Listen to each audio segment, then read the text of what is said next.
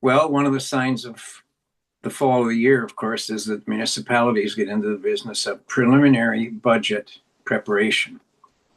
This week, the city of Victoria has been particularly engaged in this exercise, having the mayor put out a proposed increase, of course, subject to correction and fine tuning, of 13%, which is a little high in an era of decreasing inflation.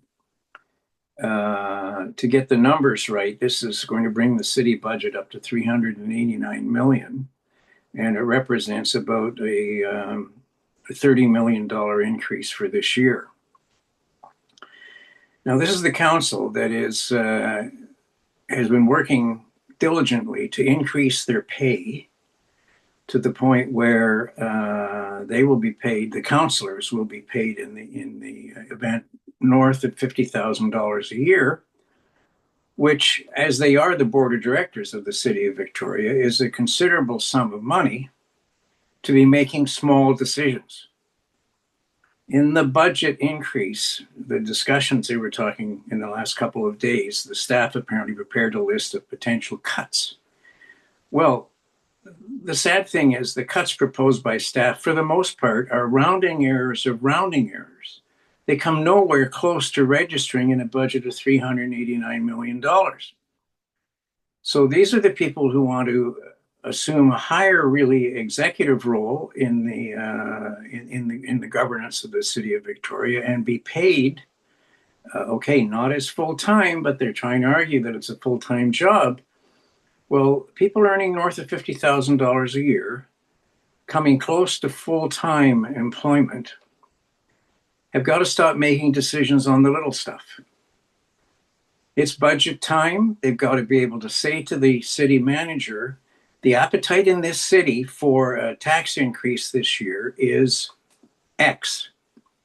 And your job, Mr. Manager, who's being paid in the vicinity of $300,000 a year, is to bring this council a budget that is within those parameters. Or if not, if it's not possible, then you better have some very good reasons why it cannot be done in the current circumstances, whatever they are. Instead, the staff appears to come up with the proposed budget. About 60% of that budget is for staff salaries and magically, the staff doesn't tend to propose staff decreases or A-based budgets for various departments, or a fundamental look at the way things are being done, or maybe even looking over the dotted line and saying maybe we could merge Saanich Fire and Victoria Fire or Unified Police Force. And none of that happens.